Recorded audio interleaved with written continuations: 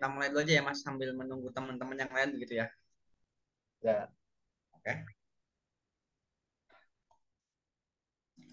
Oke, baik. Bismillahirrahmanirrahim.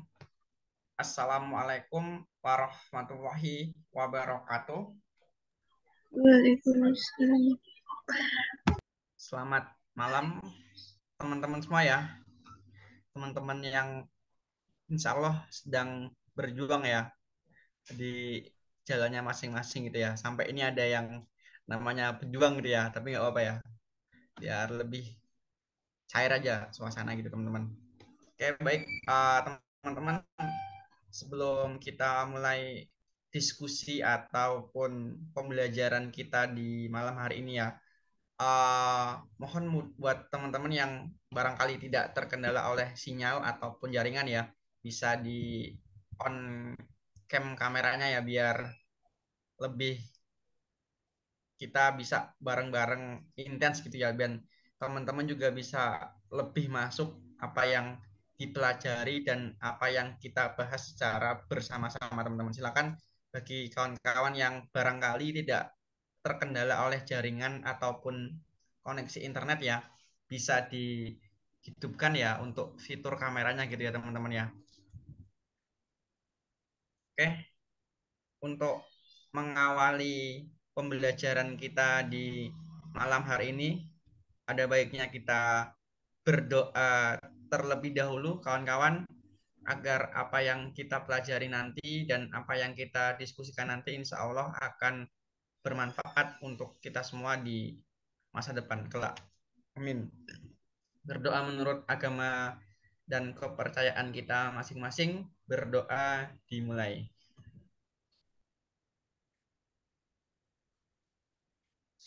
Baik, berdoa cukup. Teman-teman, bagaimana nih kabarnya di malam hari ini? Sepertinya semuanya sangat bersemangat ini ya. Sebelumnya perkenalkan ya teman-teman, nama saya sesuai yang ada di Zoom ya, Arif Surya Volta, atau bisa kalian panggil Kak Volta atau Mas Volta gitu ya. Insya Allah di malam hari ini teman-teman kita akan membahas ataupun mempelajari ya, atau belajar bareng-bareng terkait dengan ini. Apakah sudah terlihat teman-teman buat PowerPoint-nya? Ya, Kak. Sudah, Bang. Sudah masuk? Oke. Sudah, Bang. Ya, terkait dengan apa teman-teman? Implementasi pilar negara dalam kehidupan berbangsa dan bernegara ya. Uh, dalam pertemuan yang sebelumnya ya, kita sudah membahas terkait dengan Pancasila gitu ya. Nah, di pertemuan yang hari ini ataupun malam ini kita akan masuk yaitu di bagaimana dan apa ya, implementasi ataupun aktualisasi ya pilar negara dalam kehidupan berbangsa dan bernegara ya. Nanti akan kita lihat bagaimana implementasinya itu di kehidupan yang paling kecil dari keluarga, lalu lingkungan sekolah atau pelajar ya, ataupun mahasiswa, dan juga lingkungan masyarakat, dan terakhir itu lingkungan bangsa ataupun secara formalnya itu negara teman-teman ya gitu. Nah, mungkin sebelum lanjut ya, kalau mendengar kata-kata pilar negara itu apa yang terlintas di benak teman-teman semua? Mungkin ada yang ingin menjawab, boleh pakai on mic atau di chat ya, bebas silakan teman-teman. Apa yang teman-teman itu pikirkan ketika mendengar pilar negara?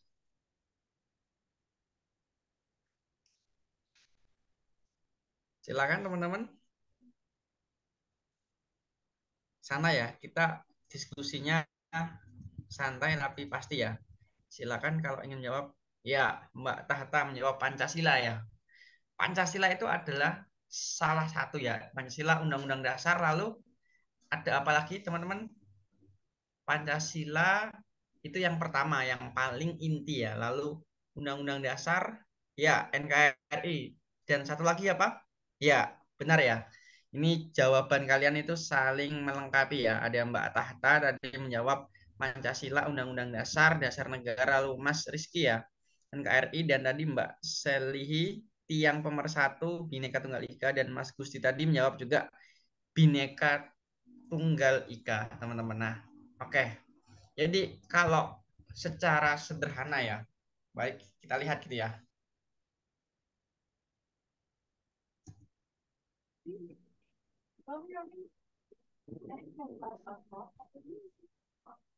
Oke, nah di malam hari teman-teman kita akan belajar dulu ya. Yang pertama itu bagaimana yang namanya hakikat dari pilar negara ya. Konsepnya itu bagaimana? Apa itu pengertian? Dan ibaratnya apa yang bermakna dari pilar negara. Baru setelah kita mengetahui ataupun paham hakikat dari pilar negara ini, teman-teman, kita baru bisa mengimplementasikannya. Karena pada dasarnya implementasi itu kan adalah aktualisasi ataupun pelaksanaan dari teori ataupun sesuatu yang sudah kita pahami. Nah, sehingga dalam malam hari ini ya, sebelum kita membahas terkait bagaimana implementasi, kita harus paham dulu secara konsep, secara hakikat itu bagaimana, apa yang dimaksud dengan pilar negara tadi ya teman-teman. Oke teman-teman, sampai sini apa ada yang ingin teman-teman tanyakan? Silakan sebelum dilanjut slide-nya. Bagaimana teman-teman? Bisa kita next atau adakah pertanyaan sampai sini? Oke, Mbak Widya, terima kasih. Mbak Kamil juga ya. Oke, kita masuk yang pertama ya.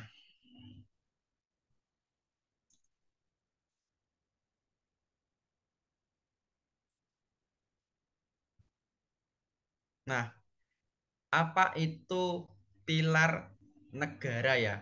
Tadi secara kontekstual dan juga secara faktual ya sudah teman-teman sebutkan ya. Jadi ada 4 ya, secara kontekstual dan juga faktualnya ya. Nanti kita akan lihat secara teoritis dan secara filosofisnya ya. Jadi benar ya teman-teman, secara faktual itu ada 4 pilar negara kita ya, yaitu ada Pancasila sebagai dasar negara kita ataupun ideologi kita, lalu ada Undang-Undang Dasar 1945 sebagai konstitusi ataupun hukum dasar di negara kita, lalu ada konsep negara kesatuan Republik Indonesia sebagai satu kesatuan wilayah yang tidak dapat dipisahkan ya dalam hubungannya dengan kita semua, teman-teman, seperti itu. Dan juga ada yang namanya semboyan pemersatu bangsa, apa tadi? Bhinneka Tunggal Ika ya.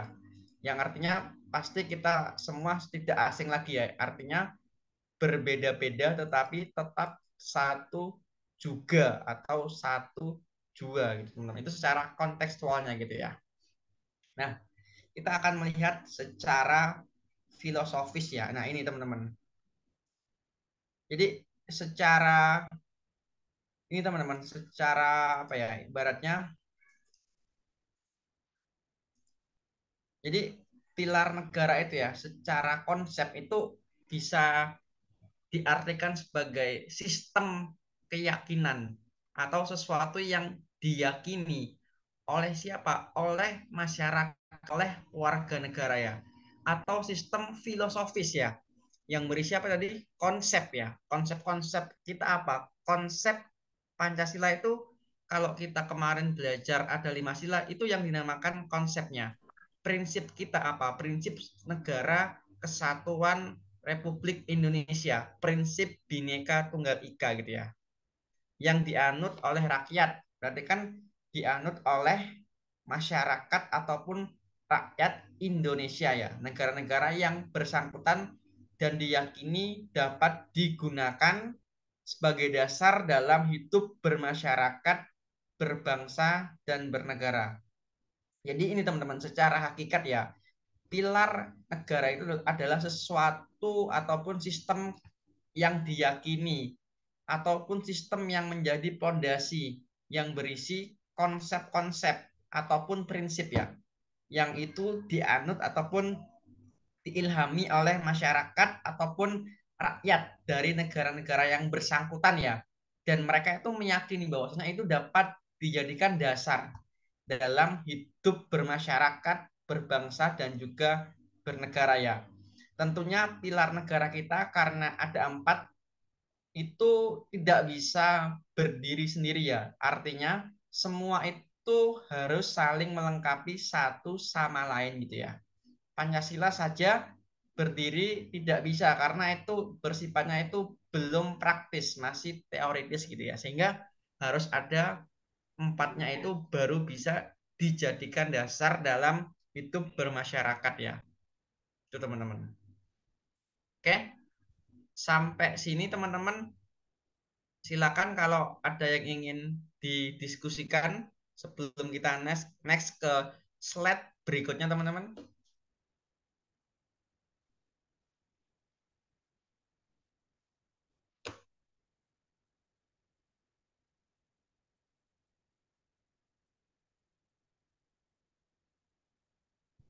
Apakah ada yang ingin didiskusikan atau kita lanjut di next step teman-teman, silakan.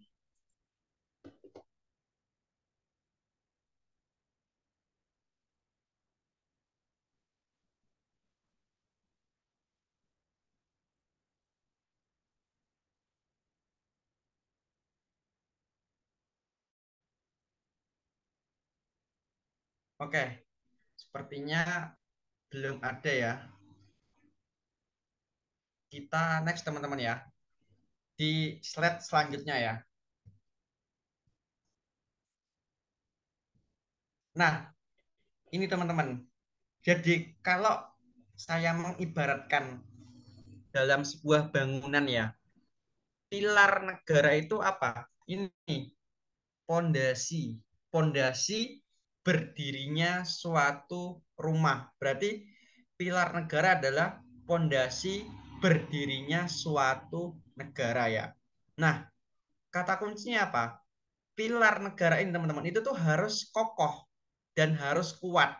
Tetapi ada kata kunci lain adalah apa?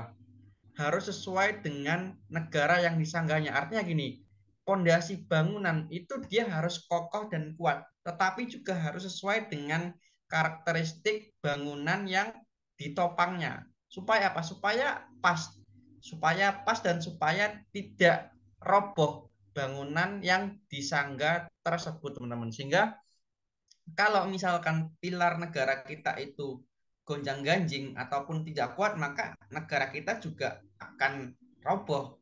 Sama dengan yang namanya pondasi bangunan. Ketika pondasinya runtuh, pondasinya tidak kuat, maka juga akan roboh, teman-teman. Seperti itu. Ini ya. Jadi secara analogi kita sepakat ya.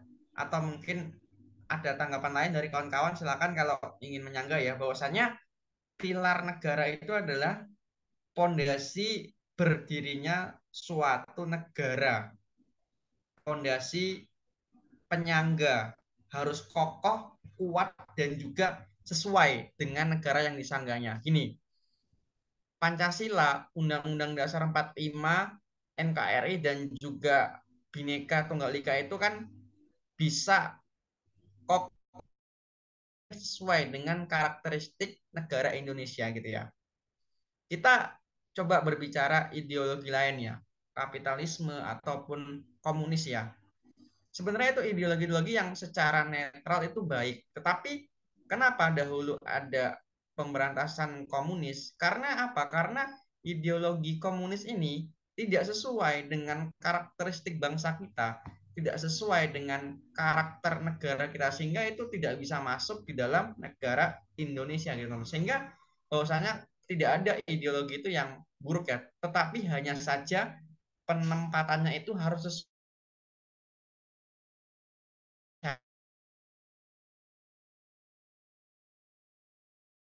teman-teman seperti itu. Nah, jadi secara sederhana ya, kita sepakat bahwasanya pilar tadi adalah pondasi suatu bangunan, pondasi suatu rumah yang disangga, gitu teman-teman. Oke, dari kawan-kawan silakan kalau ada tanggapan di slide yang ini sebelum kita next.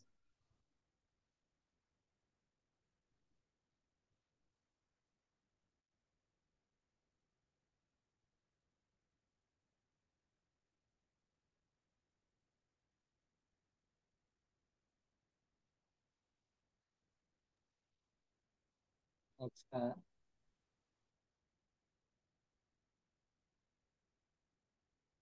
Gimana teman-teman next atau ada tanggapan Next, sampai Kak. sini? Next. Lanjut. Oke, next ya.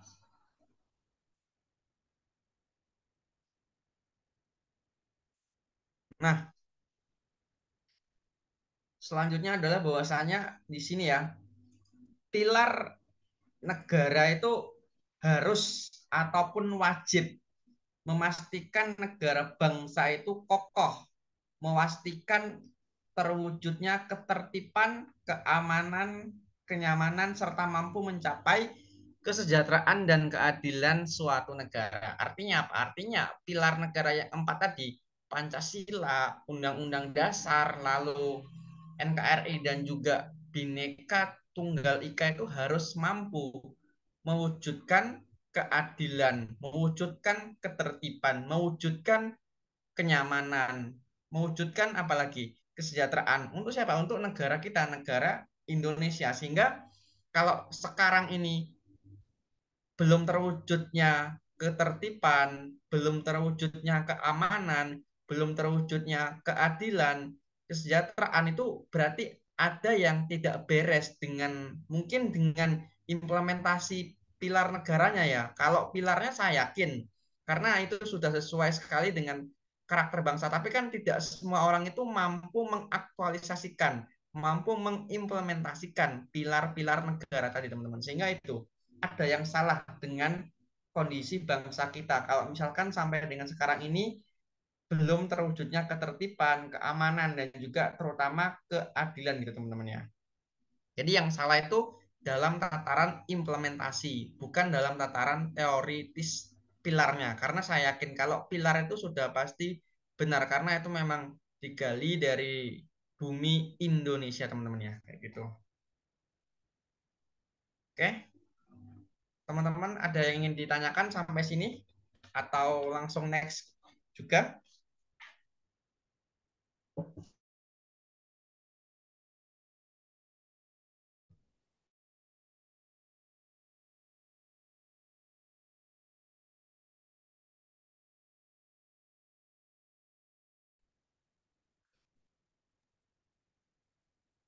Lanjut. Nah teman-teman, next atau ada tanggapan? Next, Kak. Oke, Lanjut, lanjut next Kak. ya.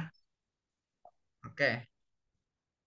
Nah iya teman-teman tadi kalian sudah menyebutkan ya ada 4 pilar negara ya. Benar sekali teman-teman. Eh, ada Pancasila, ada Undang-Undang Dasar 1945, ada NKRI, dan juga ada Bhinneka Tunggal Ika. Coba kita lihat satu per satu gitu ya. Nah, Pancasila, Pancasila ini teman-teman itu sebagai dasar negara ataupun pilar negara yang paling inti. Jadi kalau secara hierarki ya, saya menganalogikan ataupun secara kepentingan ya, Pancasila itu menjadi pilar utama negara. Tidak akan tercipta Undang-Undang Dasar 45, tidak akan tercipta NKRI dan juga Bhinneka Tunggal Ika kalau mungkin tidak ada yang namanya ideologi kita Pancasila ya. Karena ini menjadi dasar ya, menjadi dasar dalam kehidupan berbangsa dan juga bernegara ya.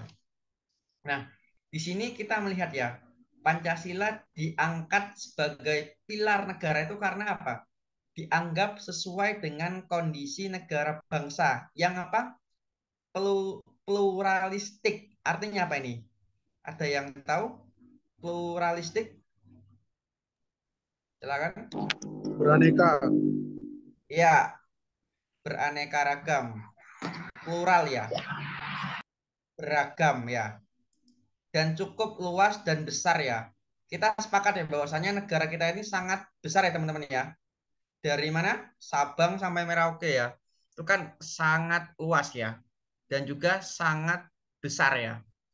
Dibutuhkan dasar pemikiran yang cukup kuat dan dapat dipertanggungjawabkan agar dapat diterima oleh seluruh rakyat ataupun seluruh bangsa Indonesia ya. Kita kemarin sudah memahami Pancasila ya, bahwasanya kalau kita melihat historis Pancasila ya, sila pertama itu ya, sebelum ketuhanan yang Maha Esa kan pernah berbunyi apa? Ketuhanan dengan kewajiban syariat Islam ya bagi pemeluknya, itu kan akan mendiskriminasi salah satu ataupun akan memprioritaskan salah satu agama, sehingga founding father kita itu demi tanggung jawab bersama, makanya sila pertama itu menjadi ketuhanan yang Maha Esa. Itu salah satu contoh konkretnya kenapa Pancasila itu bisa menjadi ideologi kita, bisa menjadi dasar negara kita, karena dia mewakili semua halayak, semua bangsa, semua rakyatnya gitu ya. Ya oleh seluruh bangsa ya.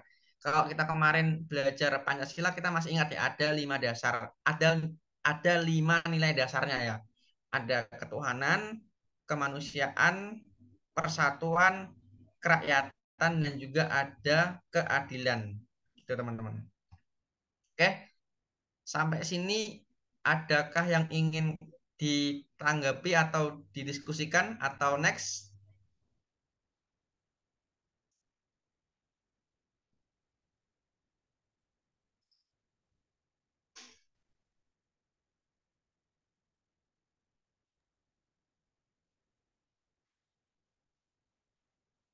Oke, sepertinya belum ada ya teman-teman ya. Kita next ya.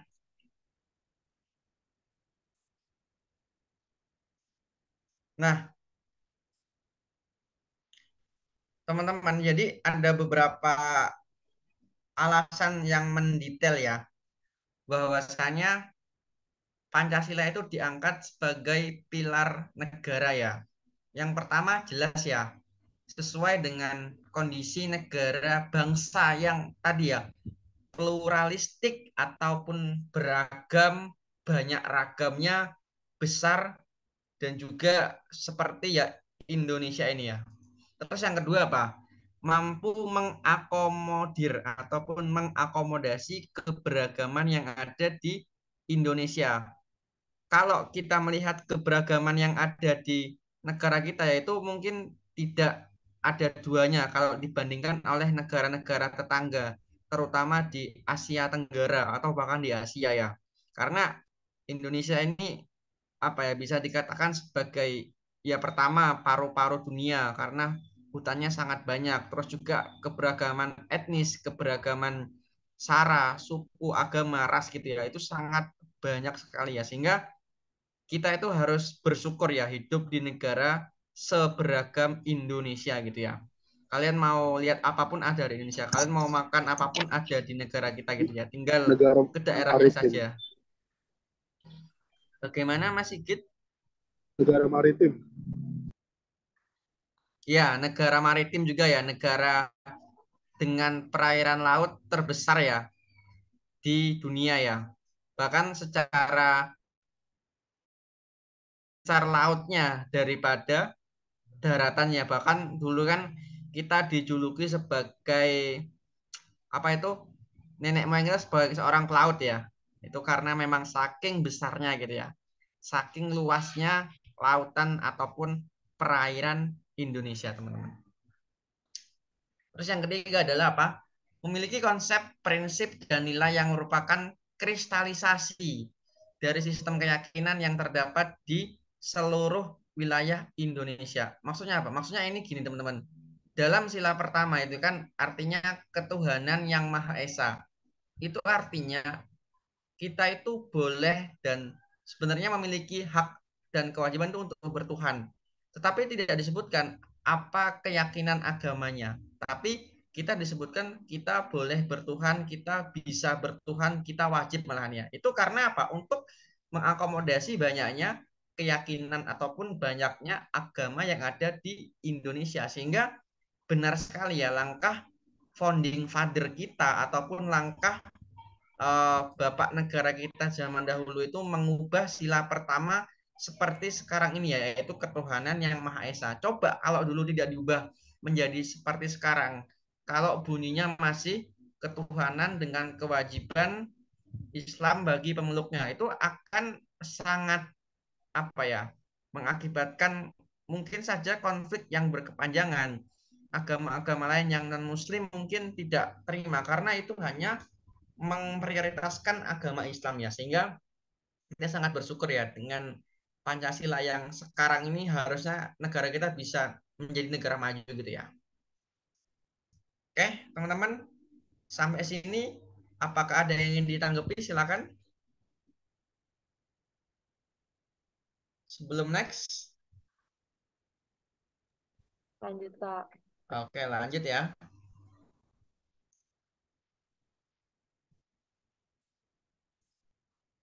Siap, gaskan lanjut.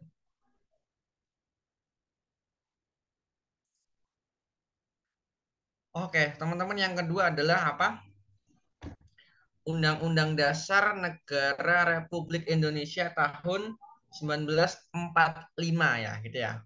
Nah, secara sederhana teman-teman ya, Undang-Undang Dasar itu kan terdapat dua bagian ya. Yang pertama apa? Ada yang namanya pembukaan dan batang tubuh ya. Pembukaan itu kalau secara praktisnya itu yang dibacakan setiap hari Senin upacara ya, itu pembukaan Undang-Undang Dasar ya. Itu pembukaan, itu yang tidak bisa diubah sampai kapanpun. Karena pembukaan itu mengandung beberapa hal yang fundamental, mengandung beberapa hal yang substansial. Bahkan beberapa ahli ataupun orang mengatakan bahwasanya ketika kita mengubah pembukaan undang-undang dasar maka kita sama saja dengan merobohkan suatu negara karena di sana terdapat fondasi, termasuk juga di sana terdapat juga dasar negara kita ya teman-teman. Nah ini ada beberapa alasan kenapa tidak bisa merubah pembukaan undang-undang dasar. Yang pertama itu terdapat apa? Terdapat norma dasar universal bagi tegaknya negara yang merdeka dan berdaulat ya. Karena di dalam pembukaan itu ya, terutama di alinea pertama itu menegaskan bahwasannya merdeka itu adalah hak segala bangsa dan secara etis itu sudah benar dan secara moral ya. Itu memang sangat dalam dan memang tajam karena tidak akan ada seseorang itu yang mau dijajah, tidak akan ada seseorang itu yang mau mendapatkan siksaan, sehingga sangat mendalam sekali ya beberapa alinea dalam undang-undang ataupun pembukaan undang-undang gitu ya. Terus yang kedua adalah apa? Terdapat 4 tujuan negara ya. Masih ingat teman-teman ada di alinea keberapa tujuan negara kita? Alinea alinea keempat. Apa tadi? Yang pertama adalah melindungi segenap bangsa Indonesia dan seluruh tumpah darah Indonesia ya. Dan untuk memajukan kesejahteraan umum, mencerdaskan kehidupan bangsa dan ikut melaksanakan ketertiban dunia. Jadi ketika kita ingin mengubah pembukaan undang-undang dasar, maka kita juga otomatis akan mengubah tujuan negara. Kita akan mengubah hal-hal yang substansial, hal-hal yang sangat mendasar ya di dalam kehidupan bernegara. Sehingga yang saya katakan tadi, ketika kita mengubah pembukaan undang-undang dasar, maka kita sama saja dengan mengubah negara ataupun merobohkan suatu negara. Begitu kawan-kawan. Terus ada lagi dua alasan lain kenapa pembukaan Undang-Undang Dasar itu tidak dapat dilakukan perubahan. Nah ini, karena terdapat mengatur ketatanegaraan Indonesia dan sistem pemerintahan ya. Di dalam undang-undang itu disebutkan bahwasanya negara kita itu negara kesatuan ya teman-teman ya. Dan juga terdapat rumusan dasar negara itu sama ya, ada di alinea ke-4 juga ya. Adanya bunyi Pancasila ya teman-teman, itu ada di alinea ke-4 gitu. Jadi ada 4 ya alasan kenapa pembukaan Undang-Undang Dasar itu tidak dapat dilakukan perubahan, karena dia itu sebagai fundamental, sebagai pondasi, plus juga sebagai pilar negara ya. Kalau yang bisa dilakukan perubahan itu adalah apa? Di batang tubuh ataupun di amandemen itu di batang tubuh, bukan di pembukaannya. Karena kalau di pembukaan maka itu sangat fatal dan sangat bisa merubah semuanya gitu ya.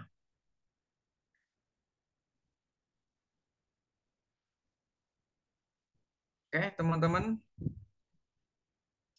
Sampai sini apakah ada yang ingin ditanyakan ataupun didiskusikan? Saya persilakan sebelum lanjut slide-nya.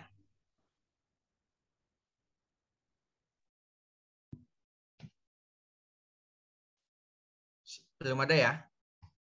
Baiklah, kalau belum ada kita next slide ya. Nah, pilar negara yang ketiga itu apa tadi? Negara Kesatuan Republik Indonesia ya. Di dalam pasal 1 ayat 1 ya, yang paling pertama berarti ya. Undang-Undang Dasar 1945 menegaskan bahwa apa? Indonesia adalah negara kesatuan yang berbentuk republik. Nah, di dalam pasal 37 juga teman-teman ya, bahwasanya yang tidak dapat dilakukan perubahan itu adalah bentuk negara. Sehingga di dalam pasal-pasal Undang-Undang Dasar itu sejatinya itu dapat dirubah, termasuk juga terkait dengan masa jabatan presiden. Terus syarat-syarat ataupun pembentukan lembaga negara itu bisa, tetapi yang tidak bisa dirubah itu adalah bentuk negara kesatuan ya. Itu ada di pasal berapa ini? Saya pasal itu ada di pasal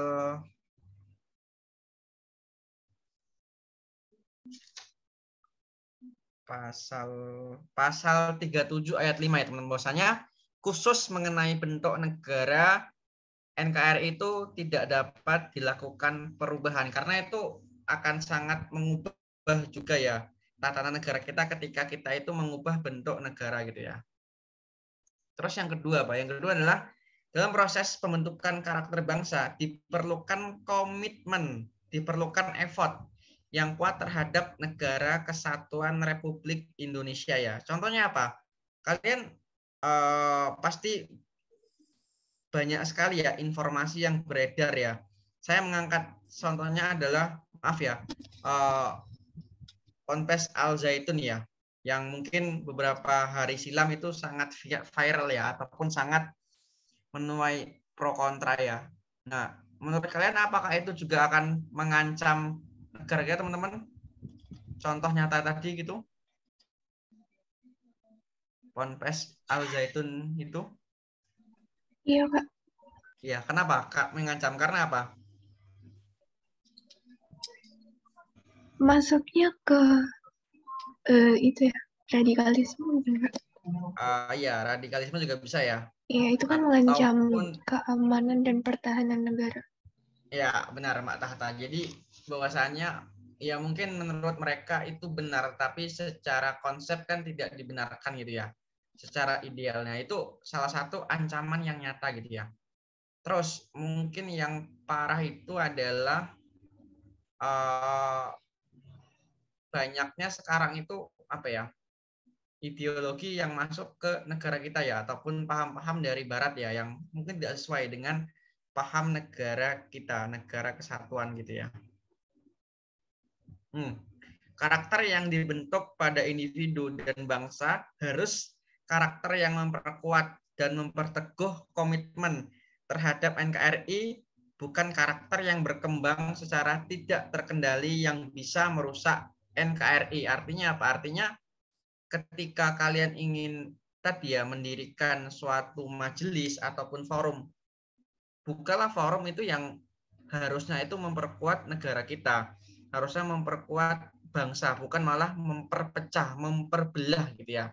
Maaf ya, saya tidak pro ataupun tidak kontra dengan Al Zaitun, tetapi secara konteks kan banyak yang tidak setuju dan itu memang sangat apa ya, mereka mengancam keselamatan ya, ibaratnya banyak sekali korbannya gitu ya, sehingga ya ini salah satu ancaman yang nyata ya di depan mata kita teman-teman kayak gitu.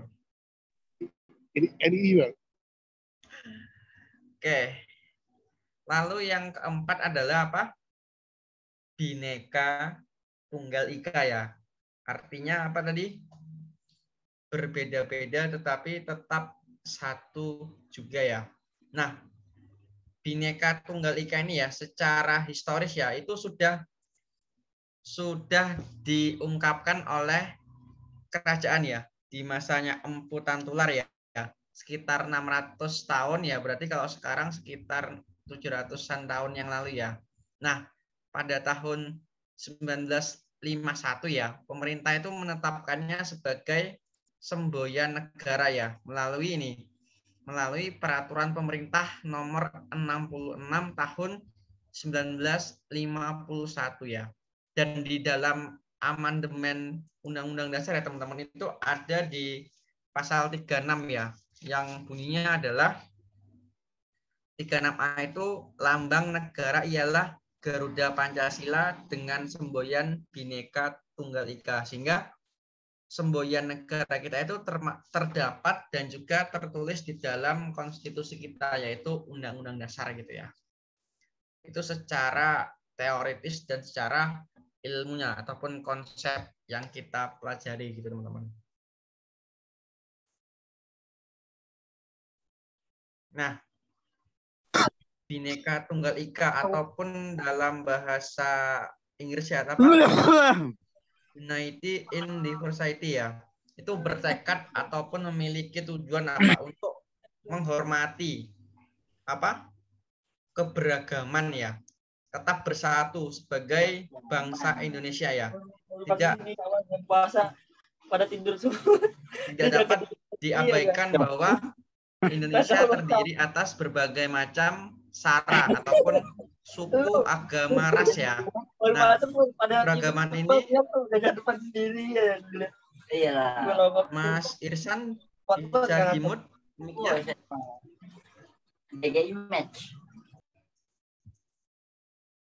Oke. Kita lanjut ya. Nah, oke teman-teman. Yang keempat tadi adalah Bhinneka Tunggal Ika ya, bahwasanya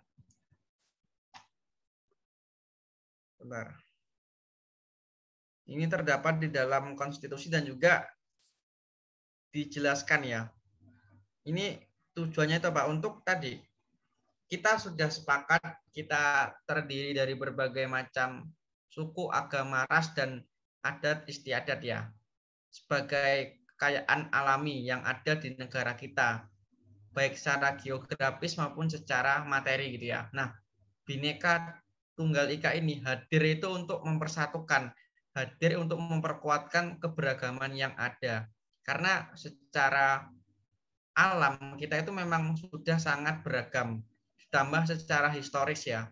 Dulu nenek moyang kita itu kan seorang pelaut ya, jadi mungkin mereka sering melaut kemana-mana terus membawa orang sini, sehingga sangat beragam sekali ya dari segi kulit, dari segi etnis. Makanya munculnya ataupun adanya Bhinneka Tunggal Ika ini untuk memperkuat keberagaman yang ada tadi, karena kita nggak bisa apa ya memungkiri bahwasanya keberagaman ini ketika tidak diperhatikan maka bisa menyebabkan keruntuhan ataupun bisa menyebabkan yang namanya perpecahan gitu teman-teman. Oke, nah sebelum lanjut ke implementasi teman-teman, adakah dari 4 pilar negara tadi yang ingin kalian tanyakan? Konsepnya ataupun hakikatnya ataupun mungkin secara maknanya teman-teman, atau sudah cukup langsung kita next ke implementasinya? Next, Kak. Oke, next ya. Oke teman-teman ya. Nah, di implementasi ini ya, kita sepakat ya bahwasanya implementasi itu apa tadi? Aktualisasi ya, ataupun apa? Pengamalan ya. Secara sederhananya itu adalah pengamalan. Bagaimana kita itu mengamalkan nilai ataupun makna pilar negara itu di dalam kehidupan kita, ya penerapan ya, bisa juga dalam kehidupan berbangsa dan juga bernegara ya. Oke teman-teman, yang paling kecil apa? Lingkungan keluarga ya, itu yang lingkungan paling sempit ya, lingkungan tempat kita tinggal gitu ya. Terus yang kedua itu ada lingkungan sekolah, atau kalau di kalangan mahasiswa itu lingkungan universitas ataupun kampus ya, itu lingkungan setelah keluarga gitu ya. Lalu ada lingkungan masyarakat, di mana kita itu tinggal, di mana kita itu bersosialisasi dengan tetangga kita, di mana kita itu bermusyawarah dengan keluarga-keluarga di lingkungan kita ya. Dan juga ada lingkungan negara ya. Ini lebih ke aspek profesi, pekerjaan maupun aspek-aspek yang lebih luas gitu ya, teman-teman. Oke. Nanti di bagian implementasi ini kalau kiranya ada yang ingin ditambahkan ya silakan ya, ataupun mungkin ada yang kurang gitu ya. It's okay, kita sama-sama belajar ya kawan-kawan ya. Nah, secara sederhana teman-teman ya, apa yang diimplementasikan ini ya, ini semuanya itu hal-hal yang konotasinya itu adalah positif ataupun hal-hal baik gitu ya. Karena ini kan ibaratnya kita menerapkan sesuatu yang maknanya itu adalah makna positif ataupun makna baik ya, terutama terhadap kehidupan kita gitu ya. Nah, yang pertama itu adalah di lingkungan keluarga. Coba kita lihat. Yang pertama. Nah, ini teman-teman. Jadi saya menuliskan contoh ini ya. Ini masing-masing contoh itu dia minimal itu mencerminkan 2 atau 3 pilar negara gitu ya. Yang pertama, malah kepencet. Saling menghormati, mendengarkan pendapat masing-masing. Ini sesuai nggak dengan konsep Pancasila berapa? Sila ke menghormati. Sila ke berapa teman? Ke musyawarah ke 4 ya. Dan juga ini sesuai dengan konsep Bhinneka Tunggal Ika ataupun yang tadi ya, berbeda-beda tetapi tetap satu jua ya. Artinya di dalam satu contoh ini teman-teman itu insya Allah itu akan mencerminkan implementasi 2 pilar negara minimal ya. Tapi juga bisa akan mencerminkan semua pilar gitu ya. Karena itu kan sangat random gitu ya. Nah, untuk nomor 1, apakah teman-teman ada tanggapan atau next? Oke, sepertinya belum ada ya. Yang kedua, keadilan. Memperlakukan setiap anggota keluarga dengan adil ya. Adil itu supaya apa? Supaya terbentuk kesatuan, supaya terbentuk kekuatannya. Ini sebenarnya juga mencerminkan konsep dari NKRI ya, kesatuan dalam keluarga.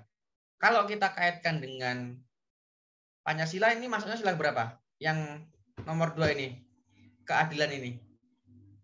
Sila ke 5, Kak. ya, 5. bener ya. Sila kelima ya. Insya Allah tidak tergocek ini ya, aman. Kalau kemarin ada yang tergocek ya. Lalu yang ketiga, kejujuran. Jujur dan tulus satu sama lain. Ini juga bisa masuk di konsep ataupun dari NKRI ya, bahwasanya bersatu ya, jujur dan tulus ya, tidak ada main belakang ya. Kalau Pancasila jujur itu masuknya Sila sila 1, ke berapa? 1. Ke 1. Bisa. Terus secara integritas juga bisa ya. Itu. Terus tanggung jawab, mengambil tanggung jawab atas tindakan seseorang ya.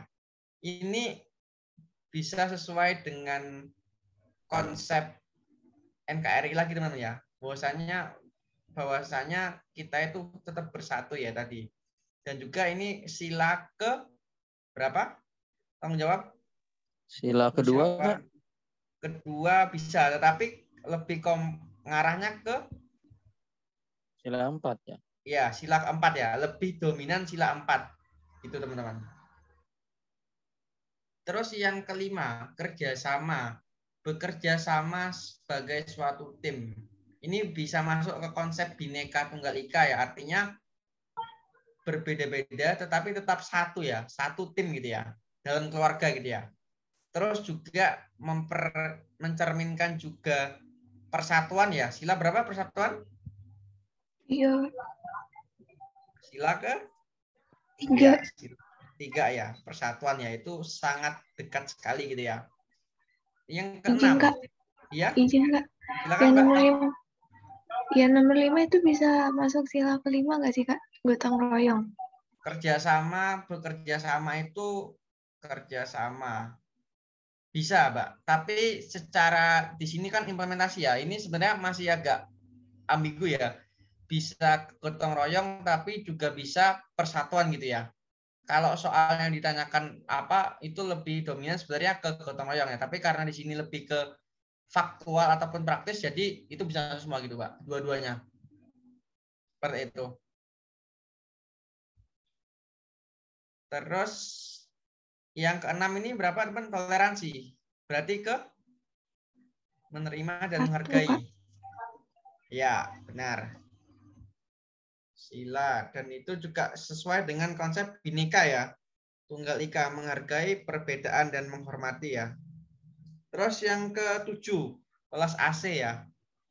Memahami dan berempati. Ini lebih ke masuk ke sila ke berapa ini? Kedua. 2. Ya, kemanusiaan ya. Yang ke-8 juga bisa masuk ke sila kedua ya. Menunjukkan kasih sayang dan dukungan satu sama lain ya. Nah, ataupun ini sebenarnya juga bisa masuk ke konsep Undang-Undang Dasar ya, atau pembukaan ya, bahwasanya terdapat norma-norma ataupun hal-hal yang itu secara mendasar itu penting untuk dilakukan ataupun dipunyai oleh seorang kodrati, seorang manusia gitu ya teman-teman. Nah, oke teman-teman, sampai sini ada yang ingin ditanyakan? Silakan. Atau bisa di next. Nah, harapannya kawan-kawan setelah kita tahu implementasi ini ya, secara sadar ataupun tidak sadar gitu ya, kita harus bisa untuk mengimplementasikan harusnya secara nyata di lingkungan keluarga kita, di lingkungan ayah bunda ataupun mama papa kita di rumah gitu ya. Karena kita udah tahu konsepnya bagaimana ini. Jadi menghormati, keadilan, kejujuran, tanggung jawab, kerjasama, toleransi, welas asih dan juga cinta ini sebenarnya ini adalah sesuatu yang sudah ada dari zaman Plato, zaman Aristoteles ya, sejak zaman filsafat Yunani, karena ini hal-hal yang mendasar, hal-hal yang sifatnya itu radikal ataupun fundamental gitu ya. Kayak gitu teman-teman. Oke, teman-teman, sebelum next ke yang bagian sekolah, apakah ada yang ingin ditanyakan terkait dengan implementasi pilar negara, kawan-kawan?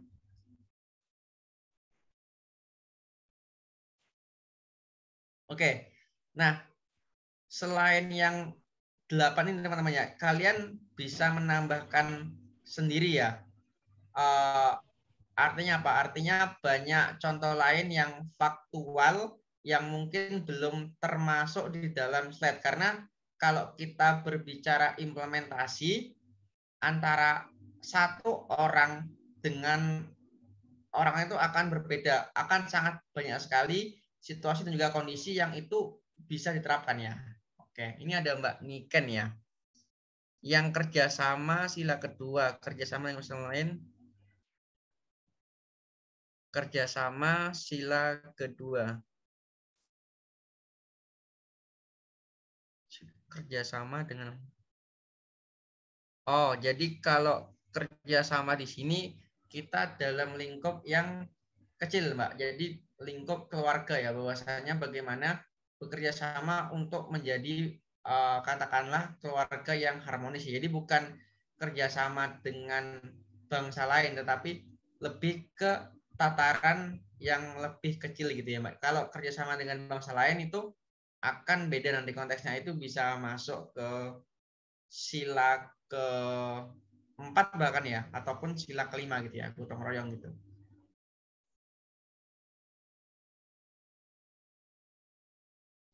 Begitu Mbak Niken, bagaimana? Mungkin ingin ditanyakan kembali, silakan.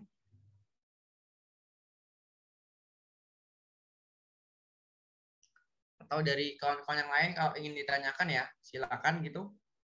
Sebelum kita next ke yang implementasi di bagian sekolah gitu ya. Bagaimana teman-teman? Next atau ada tanggapan? Saya persilakan.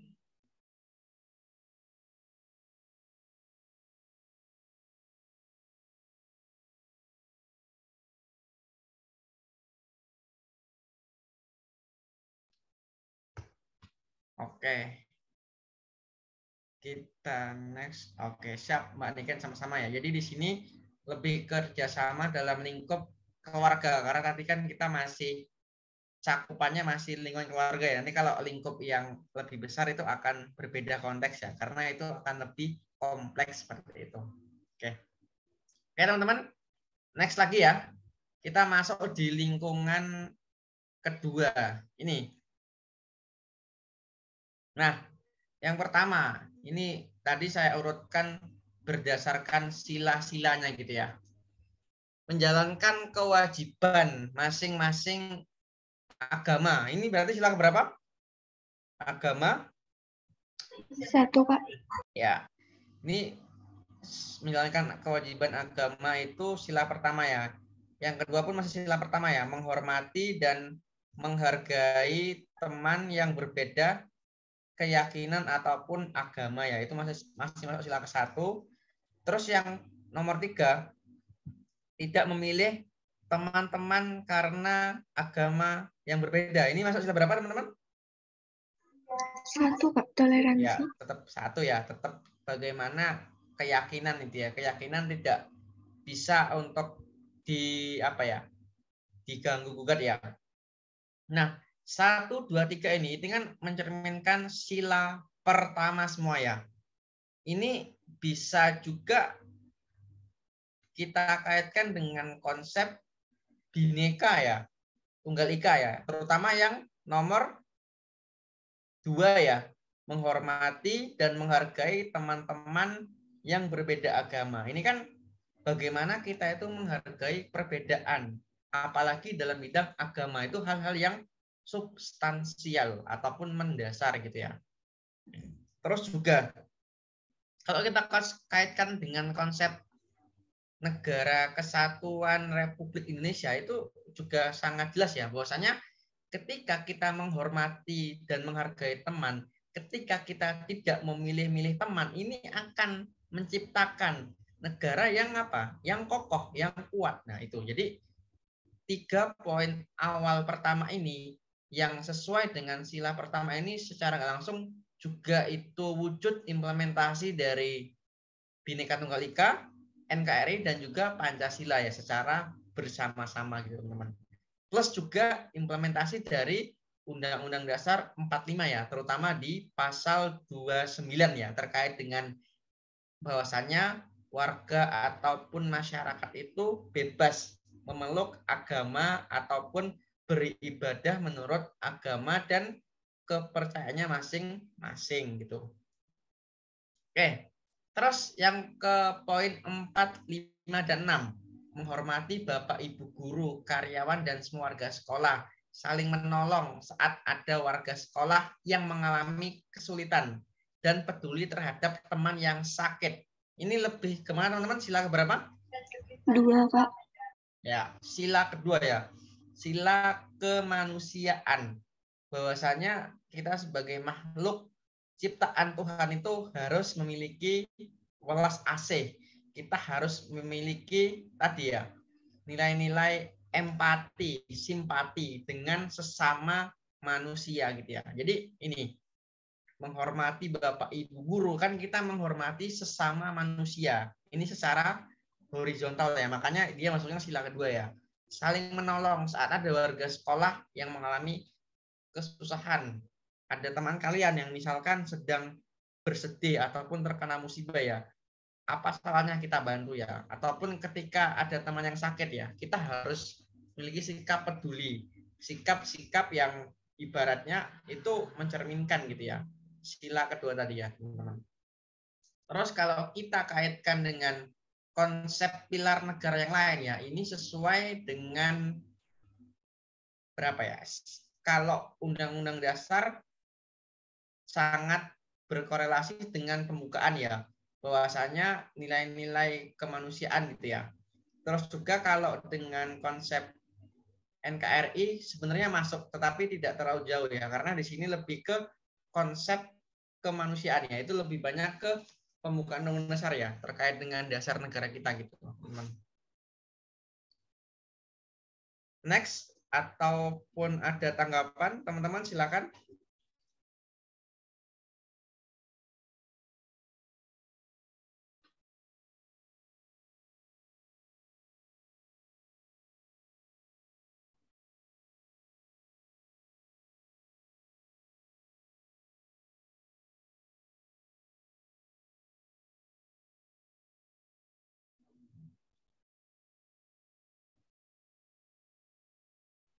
Gimana teman-teman?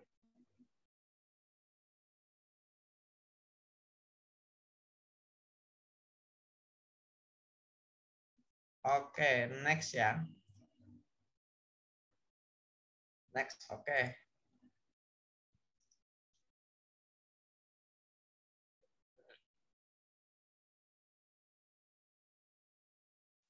Nah, 7, 8, 9 ya. Mengikuti upacara bendera dengan tertib, bersatu padu dengan teman-teman di sekolah ya. Tidak menimbulkan konflik atau problem atau perselisihan. Ini sila berapa, teman-teman? Sila ke 3, Kak. ya. Bagaimana arahnya ataupun outputnya itu masuk ke adanya persatuan, adanya kekuatan bersatu ya. Mengikuti upacara itu kan sebagai wujud apa ya, kalau dalam praktisnya itu kan kalian berkumpul bersama ya, bersatu, itu mencerminkan kekuatan kan ya. Apalagi kalau dalam upacara-upacara hari-hari besar nasional, katakanlah upacara proklamasi, maaf, peringatan proklamasi, upacara peringatan hari yang besar, itu kan mencerminkan kita itu berkumpul bersatu dan tidak ada konflik ya. Itu kan mencerminkan persatuan. Terus bersatu padu dan bekerja sama dengan teman-teman sekolah. Misalkan kalian di sekolah ini ada tugas apa ataupun ada proyek ataupun kalian diamanahi untuk menjadi seorang OSIS ataupun kegiatan itu kan kalian bisa bersatu dengan teman-teman kalian ya supaya kuat gitu ya. Terus tidak menimbulkan perselisihan antar warga di sekolah ya. Mungkin kalau masa-masa SMP atau SMA itu kan masa-masa yang ibaratnya itu sedang naik gitu ya, ibaratnya emosinya gitu ya. Nah, tetapi jangan sampai timbul selisih, jangan sampai timbul konflik ya, karena itu nanti akan berakibat fatal ya teman-teman ke depannya, karena akan sangat buruk sekali gitu ya. 7, 8, 9 ya, kita sepakat sesuai dengan sila ketiga ya, persatuan. Nah, persatuan ini sangat dekat dengan apa? Pilar negara yang mana teman-teman? Kalau persatuan, pilar negara yang NKRI. Ya, NKRI ya, bahwasanya bagaimana kita itu menjadi komitmen ya untuk menjadi negara yang kuat, menjadi negara yang besar, menjadi negara yang warganya itu paham akan haknya, warganya itu paham akan kewajibannya gitu ya. Itu. Jadi 7, 8, 9 ini lebih masuk ke sila ketiga dan juga sesuai dengan pilar negara NKRI gitu teman-teman. Oke, kita next 10 dan 11. Izin 12 Kak, ya. Ya. Mbak Tahta, silakan. NKRI dan Bhinneka Tunggal Ika tuh sama atau beda? Gimana, Mbak? NKRI? NKRI dan Bhinneka Tunggal Ika itu Kak sama atau beda? Bingung maksudnya antara NKRI sama Bhinneka Tunggal Ika, maksudnya gimana? Oke, siap. Jadi gini, kalau kan tadi kita bicara pilar negara kan ada 4 ya, Mbak ya. Pancasila, Undang-Undang Dasar, NKRI dan juga Bhinneka Tunggal Ika kan ya. Tunggal Ika, iya. Nah, kalau Pancasila kan jelas ya dasar negara ya. Kalau Undang-Undang Dasar kan adalah konstitusi ya. Nah, kalau NKRI itu sederhananya itu adalah bentuk negara kita ataupun sesuatu yang menjadi kita itu bernaung, negara kesatuan gitu ya. Kalau dia Bhinneka itu dia semboyan negara kita gitu Mbak. Artinya pahamnya apa? Paham yang bisa mempersatukan kita tadi gitu, semboyan negara kita yang resmi gitu. Jadi kalau bentuk negara itu adalah NKRI, maka tadi ininya adalah Bhinneka Tunggal Ika ataupun semboyannya begitu Mbak. Sederhananya gitu.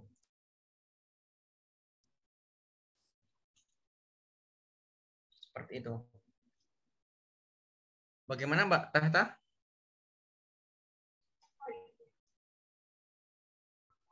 Berarti NKRI itu maksudnya bentuk negaranya, negara kesatuan. Terus kalau yang BT itu hanya semboyannya gitu ya, Kak? Iya, Untuk benar. menyatukan Jadi gitu ya. untuk menyatukan ya, karena kan NKRI ini kan sangat luas dan juga sangat beragam Mbak ya. Maka dibutuhkanlah pengikatnya gitu. Ya tadi BTI tadi ataupun Bhinneka Tunggal Ika tadi seperti itu. Kan kalau outputnya NKRI kan adalah terwujudnya persatuan, kesatuan ya. Kalau outputnya Bhinneka kan untuk menyatukan yang berbeda tadi seperti itu.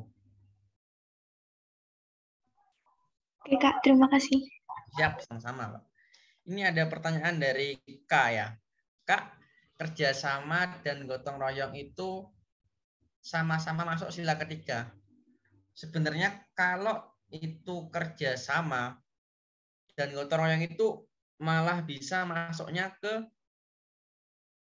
sila ketiga dan kelima ya. Tetapi kalau itu konteksnya kerjasama untuk menghindari perdebatan dan untuk menghindari konflik itu masuk sila ketiga. Tapi kalau kerjasama dan gotong royong itu outputnya ataupun akhirnya itu untuk mewujudkan yang namanya keadilan itu lebih masuk ke sila kelima seperti itu Mbak. Jadi kita lihat di mana outputnya gitu ya, di mana itu hasilnya seperti itu. Bagaimana Mbak K atau Mas K ini? Siap Mbak. Terus Mbak Selihi, dari keempat pilar negara itu berarti harus dipelajari berurutan ya Kak, untuk memahami klimaks. Sebenarnya kalau secara teoritis ya, seperti itu Mbak. Karena apa? Karena 4 pilar negara itu kan satu kesatuan yang tidak dapat dipisahkan gitu ya. Gini, ibaratnya kalau di dalam kondisi ruang hampa itu hanya ada Pancasila, lah Pancasila itu untuk siapa? Kan itu untuk negara toh, untuk negara NKRI toh, untuk Bhinneka Tunggal Ika kan. Nah, jadi sesuatu itu memang saling berkaitan ya. Sama. Kalau misalkan ada Undang-Undang Dasar, ada NKRI, dan juga ada Bhinneka Tunggal Ika, tapi tidak ada Pancasila, maka tidak ada ideologinya gitu. Jadi 4 itu secara sederhana itu memang harus berurutan dan juga memang harus satu kesatuan yang tidak dapat dipisahkan agar terciptanya suatu bangunan negara yang kuat gitu ya. Walaupun mungkin secara konsep sudah baik, tetapi kalau implementasinya pun belum, maka juga negara kita nggak akan berkembang, nggak akan maju gitu. Itu sama teman-teman. Gini, kalau dalam bangunan ya, mungkin secara konsepnya bagus, secara apa ya, gambaran di atas kertas bagus, tetapi kalau eksekusinya kurang kan itu bangunan juga tidak akan kuat gitu. Sama. Jadi sekarang ini ya kita bisa sepakat pilar negara kita itu sudah bagus secara konsep. Pilar negara kita itu sudah lengkap secara teori, tapi secara aktualisasi belum semua orang itu mampu untuk mengaktualisasikan dengan baik. Makanya itu salah satu jawaban kenapa negara kita itu belum menjadi negara maju, belum menjadi negara yang memang di apa ya, bersejajar dengan negara-negara maju tetangga kita gitu teman-teman. Seperti itu Mbak Sally, mungkin jawaban dari saya gitu. Apakah bisa dipahami atau mungkin ada tanggapan lagi, silakan sambil kita next gitu ya. Oke. Lalu ini ada di 10, 11 dan 12 ya. Menyelesaikan masalah di kelas atau sekolah melalui musyawarah, bekerja sama, mempertanggungjawabkan hasil musyawarah, ikut serta dalam pemilihan ketua kelas dan perangkat kelas. Ini sila keberapa? 4 Kak. Ya, jelas ya, sila keempat ya. Musyawarah mufakat gitu ya. Musyawarah mufakat itu juga bisa bentuk implementasi dari sila bisa implementasi dari pilar negara Bhinneka juga ya, karena tadi ini menyelesaikan masalah itu kan artinya menghargai perbedaan, mengikat perbedaan gitu ya teman-teman, seperti itu. Terus yang 12, 13, 14 13-14 bekerja sama untuk menciptakan suasana kelas yang nyaman dan kondusif, bersikap adil dengan semua teman. Ini sila berapa? 5 Kak. Ya. Jadi kalau sila kelima itu biasanya itu inputnya itu dia lebih ke keadilan ya. Tapi kalau sila ketiga tadi dia inputnya itu untuk menghindari konflik ataupun untuk meminimalisir terjadinya perselisihan.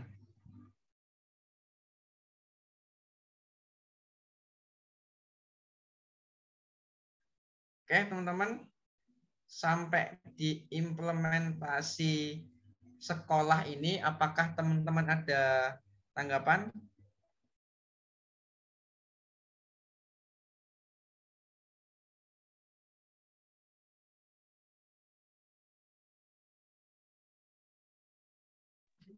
Mohon izin masuk, Kak.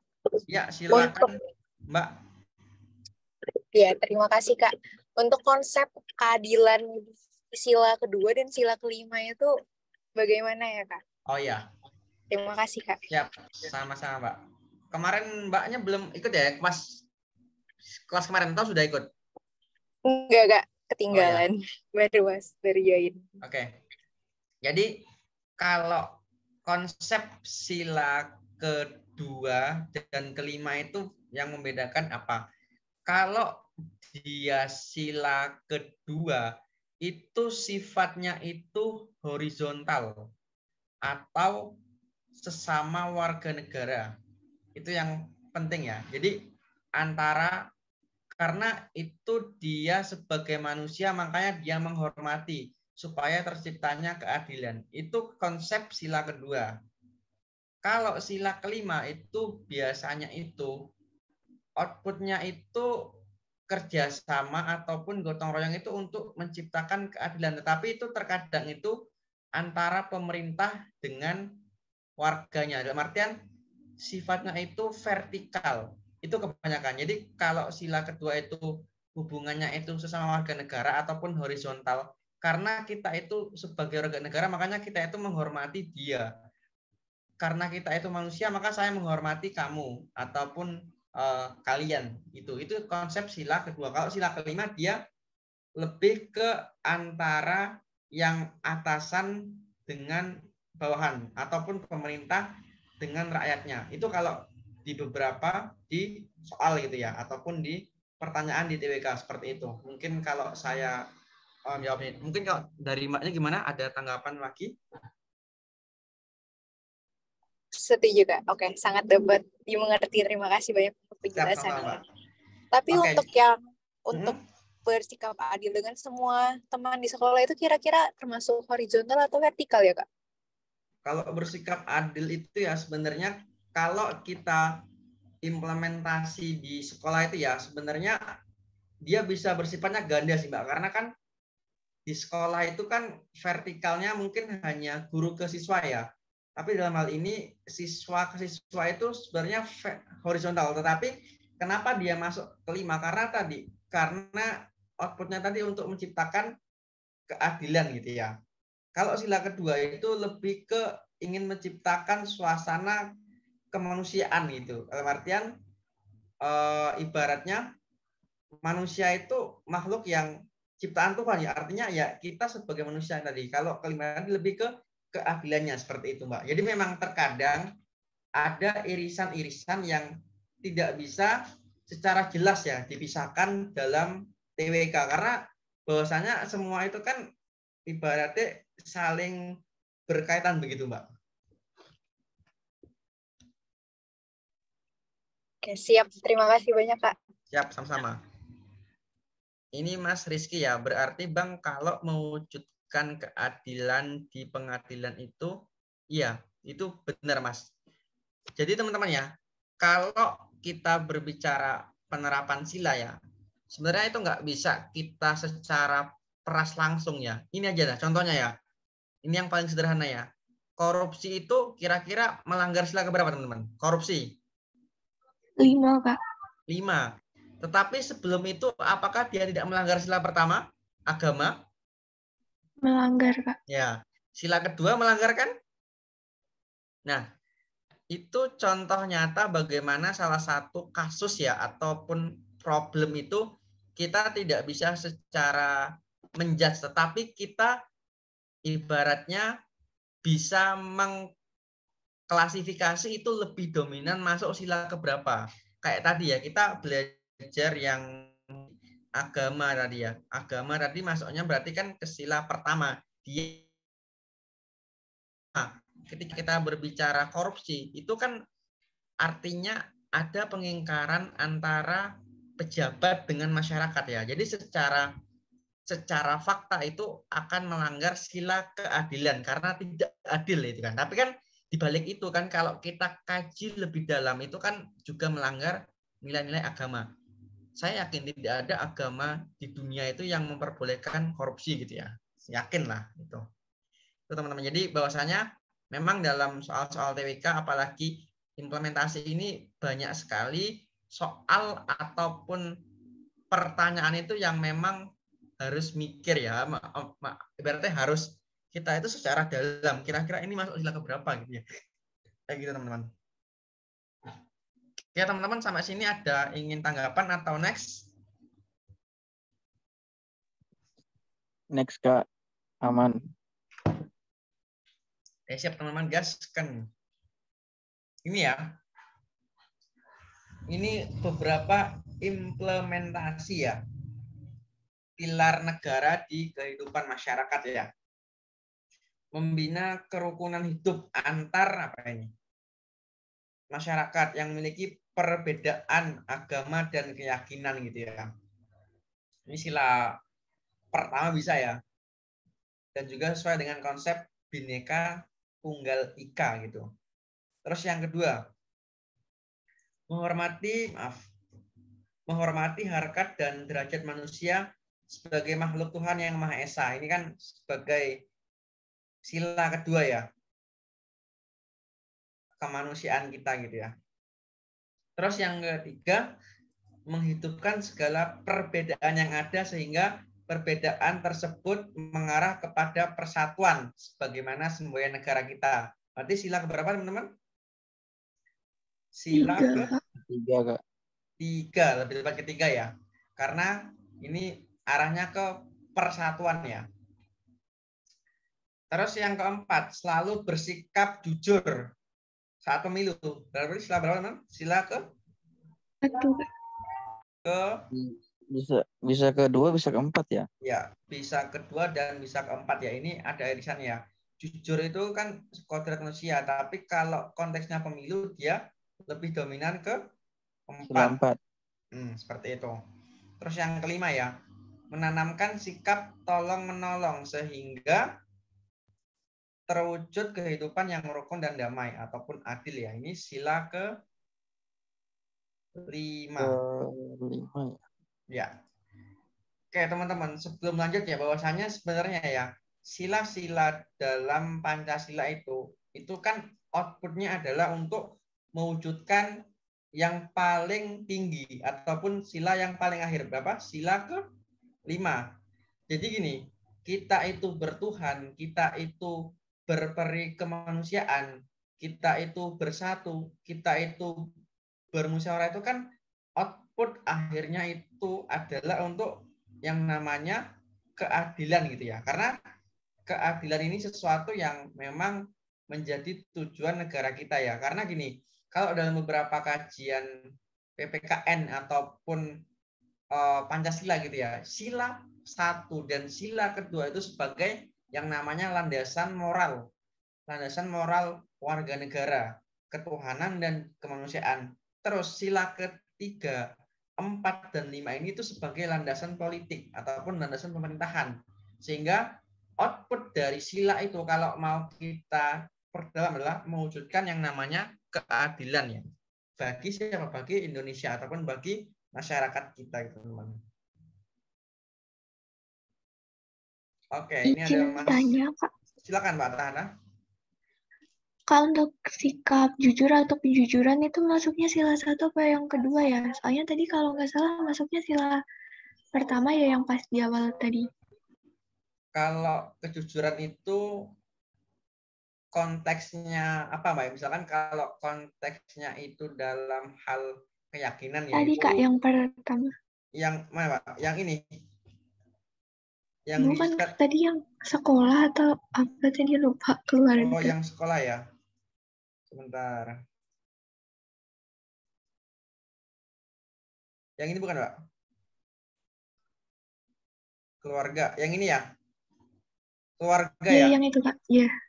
Kejujuran itu kalau dia dalam konteksnya itu berdiri sendiri ya, itu sebenarnya bisa masuk sila 1 dan sila kedua ya. Karena itu nggak bisa apa ya, sama-sama ya. Tapi kalau secara kualitas ya, tetap tinggi sila pertama karena dari agama ataupun keyakinan, baru sila kedua begitu Mbak. Tapi kalau yang tadi kan kita konteksnya di dalam pemilu gitu ya. Jadi lebih masuk ataupun dominasi ke sila keempat begitu Mbak. Tapi kalau dia berdiri sendiri maka dia tetap masuk ke sila pertama karena sila pertama itu kan berasal dari agama ataupun keyakinan kita gitu ya. Seperti itu. Tapi tadi kok bisa masuk ke sila 2 ya, Kak? Katanya yang tadi. Itu yang nomor 4 itu. Yang nomor 4 itu, Kak. Yang sekarang ini, Mbak? Iya, iya. Oh, yang jujur ini bisa kedua karena dia bareng ini Pak, bareng dengan pemilu. Dalam artian kan jujur itu kan sebagai sifat manusia ya, kodrati ya. Nah, dia dibenturkan dengan adanya peristiwa, yaitu pemilihan umum. Makanya dia misalnya sila kedua begitu Mbak. Kecuali kalau misalkan tadi dia secara sendiri masuknya sila pertama seperti itu. Jadi kita melihat konsep jujur itu dalam konteks apa ya? Kalau dia konteks sendiri, maka otomatis dia konsepnya masuk ke sila pertama karena yakin atau jujur itu kan hampir mirip ya, integritas gitu ya. Tapi kalau dia ada apa ibaratnya komorbid ya, kalau dalam bahasa kesehatan itu masa lebih masuk ke sila kedua seperti itu Mbak. Terutama di sini kan dia dengan pemilu, maka otomatis kalah jujurnya dengan pemilunya seperti itu. Begitu Mbak Tata? Baik Kak, terima kasih. Oke, aman ya? Siap. Aman Kak. Ini tadi Mas Rizky tanya ya, menarik ini. Bang, kalau gotong royong kadang ada di sila 3 dan ada di sila 5 gitu ya. Pernah ketemu soal kayak gitu? Nah, cara bedanya gimana Bang? Ini. Jadi kalau sila ketiga itu ya, biasanya itu di dalam soal itu sila ketiga itu gotong royong yang apa? Gotong